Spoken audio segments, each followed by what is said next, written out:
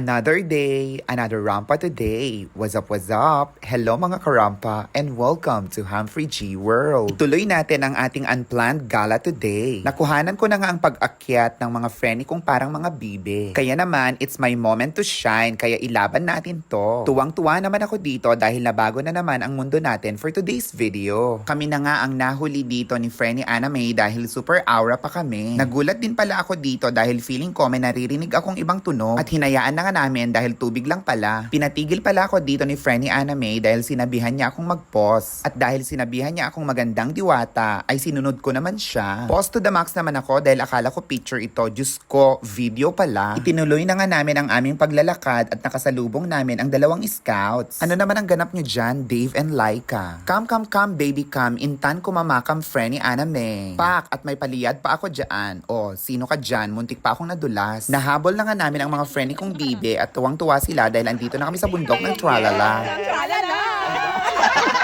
Nahanap na nga namin ang isa't isa at syempre for the rest na tayo dito dahil kompleto na tayo. At ito yung rest na may kasamang chismisan. O jiva, umupo na sila. May nakita nga kaming kaluluwa, butterfly pala. O siya, magchismisan muna kami sa mga ganap namin sa buhay nitong bakasyon. Ituloy natin ulit sa part 3. Hanggang dito na lang mga karampa. Thank you for watching and see you in my next vlogs. Bye!